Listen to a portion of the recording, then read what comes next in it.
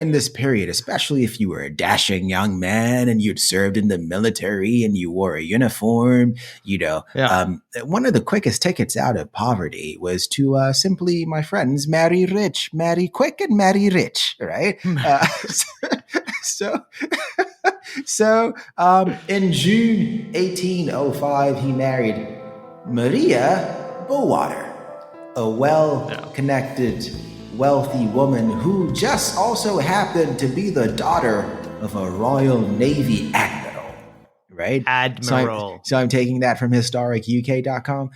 Together, they set up home, and he subsequently rejoined his regiment in Gibraltar. So that was how he came into the money that Sibel was just referring to, with which he used to purchase the rank of captain, right? Yeah. And this article, it's interesting that the money allowed him to bypass what would have taken 7 years. The normal pathway. Oh yeah, I've read so many instances of people doing this at this time, right? Which it makes me wonder, because I think it presents a very it presents a strategic and operational danger. Is if you are able to purchase ranks in the army and the military, right? Mm-hmm. How does that how do you make sure the best people are leading your men? How do you make sure that you have the best brains making the best decisions? This is probably why thousands of people died in these wars, right? Probably. I think the idea was, so even I think this article doesn't mention it, but even when he first joined, I think he paid £450 to purchase his first commission. Right. So he joined at 16 with a purchase commission. Right. But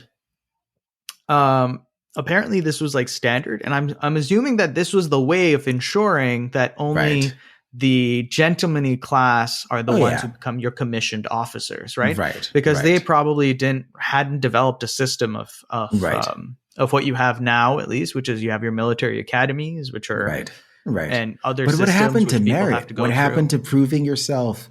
100%. Yeah. I mean, it's a huge issue. Also, one of the things I find really weird about is they would get this money. It was a deposit. Mm-hmm. And when you'd retire from the military, they would give you this money back. Yeah.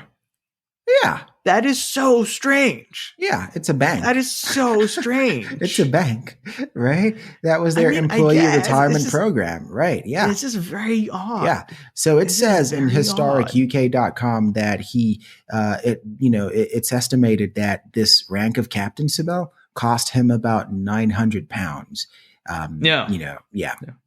Yeah. Won't even want to know what that's worth today. That's probably a lot. Yeah. So for the next 4 years, he remained stationed at Gibraltar until 1809, when his regiment was sent to Portugal to support the forces under the Duke of Wellington. Wellington. The Duke of Wellington. Yeah. So we know that he gets over to Europe and he starts participating in the Napoleonic Wars. Right. And then there's the Peninsular Wars, and there are all these skirmishes happening all over Europe, and he does a fairly decent job. We know this. Right. Was there anything else in there that we really want to touch upon before he starts making his way over to South America? So, this says that, he was at Lisbon, and he was now a major. He served there for 6 months with the 8th Line Battalion of the Portuguese Army.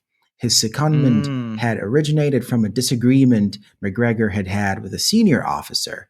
The antagonism grew, and MacGregor subsequently requested a discharge and retired from the army in May 1810, returning home to his wife and moving to Edinburgh. So so he essentially he falls out with a senior officer. I want to point out that was really funny was that apparently he was in charge of some barracks, and the people working under him hated him because he was obsessed with people being dressed well, and he had forbidden people to leave their quarters, their rooms, without being in full dress uniform at all times. At all times. Can you imagine living somewhere and the moment you leave your bedroom, you need to be fully dressed in formal wear? Yeah. Oh, that's so funny. It's a miracle that they didn't mutiny and shiv him or something. Oh my but goodness. They did not like that. They did not like that. It says back on British soil, MacGregor continued to aspire to greater things, attempting to portray himself with important family connections. But this didn't go so well because sadly his attempts to impress were not well received, and he promptly returned to London with his wife a year later, where he began to call himself Sir Gregor MacGregor. Yeah, and he started pretending that the MacGregor, he had some like very high links through the MacGregor clan, and created this sort of air of Scottish nobility around himself. Right. So you can see the similarities with, even more similarities with our friend Timothy Dexter here, who I believe at this point is the patron saint of this podcast. Let's just call it what it is, right? But yeah, because he's Timmy boy. Yeah, Timmy D.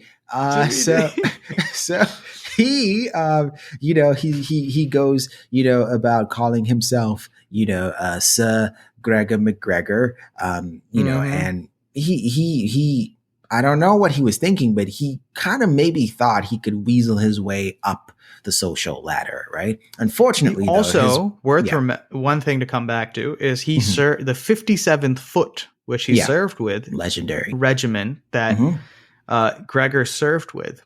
A year after he took his resignation, gained a lot of fame, of notoriety, and notoriety as being very, very proficient in a battle, and got the nickname of the Diehards, and they were known internationally from that point.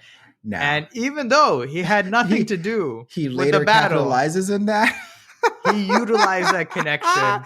Now hold on to that, because I have to say, man, I mean, yes, I kind of disagree. It is disingenuous, but dude, if my alma mater does something cool, I'm totally riding that wave, bro. Now you could take it a step further and say MacGregor probably thought that he deserved to be able to claim some of that glory, because he would say, "Look, I was a commanding officer.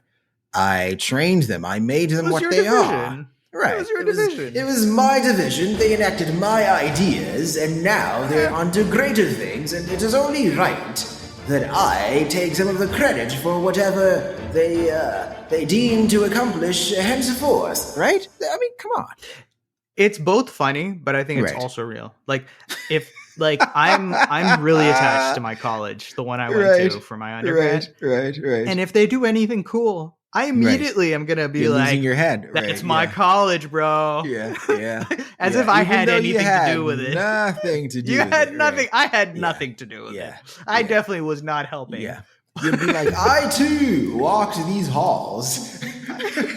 I too breathed in this oxygen. The very same oxygen that powers these men to do these things. Right.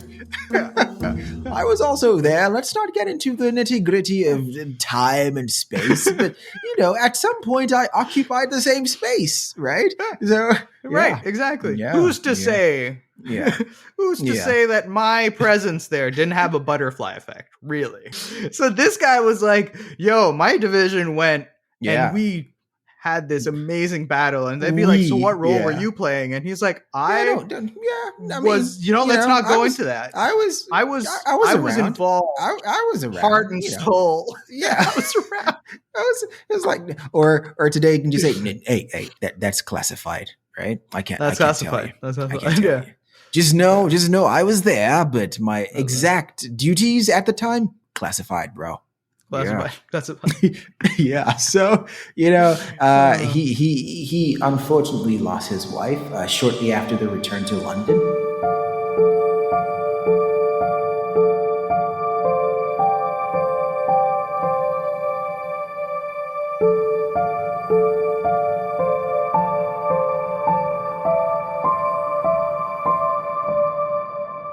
right? Leaving MacGregor in the lurch financially. So this is still back on historic UK. Weighing up his options, he knew it would be difficult for him to immediately latch on to another rich heiress, right? Yeah. So the move is, okay, my wife, it's the money so bag. Heartless. It's just like, okay, it's it wasn't even an option for him to try and do something else. It was like, my wife. No. So they debated. He's like, apparently he had the option if he wanted. He could have gone back to Scotland and farmed the land, and he was like, no, that's not for me. No. Yeah, exactly. So that's what I'm saying. Like to him, in his mind, it was not an option to just do an honest thing. It was like, can I marry another witch girl and just continue to live it up? Or, oh man, this it will be too soon. This looks like, it will look bad. So instead, I find it so odd that there isn't like he was overcome by grief and was in mourning, but no, it's more like he was concerned about cash flow. Oh yeah, cash rules everything around me, man. So so weighing up his options, he knew it would be difficult for him to find another wealthy heiress without arousing too much suspicion and unwanted attention. His options in the British Army were also severely hampered, considering the manner in which he'd left, right? So it was at this critical moment that MacGregor's interest this boy wanted glory. So he's like, I want to be at all these fancy parties one way or another. If it's not money, it's going to be because they're inviting me as a hero. Right. And so he's all like, of this, don't forget, this is all in his early 20s, early mid 20s. We're talking about a 23, 24, 25-year-old boy here, or man, right? I feel back then it was a different ball game. I mean, right. Yeah. You know, like at 16, you're joining the military. Like, well, he didn't your have life to. expectancy He chose to. 25. So. Yeah. It was a very different world. It was a very different time. It was a different time. It says, it was at this critical moment that MacGregor's interest turned to Latin America.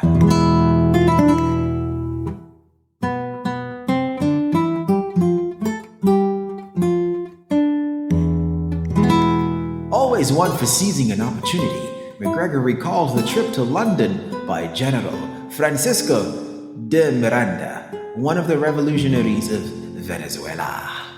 He had been mixing in high circles and made quite an I really impression. need to say that name. I really need to say that name. Go for it, man. Sir Francisco de Miranda. Right. Yeah, much better. General Francisco de Miranda. So let's play this back, right? So Miranda had come to London recently. He had made quite the impression on high society. He had been mixing with them. He had talked about revolution, right? He had, revolution for Venezuela. And he had especially been talking about how Venezuela needed to have its own system of government, and he made quite a good impression. And that, my friend, is not easy to do in a place like England, where their whole business model was essentially just colonization, right? Unless, of course, the people you are trying to get your freedom from were enemies as well. Right. Have you noticed have you noticed this has come up a few times where it's like, if it's against the Spanish, anything goes. Right. Yeah. As long as our personal bag is not compromised, you may fight the enemy of my enemy. The enemy. My friend. Exactly. So that was kind of the whole vibe I keep getting here is, look, there's a general here. He wants to overthrow the royal colonist. Oh my God, what?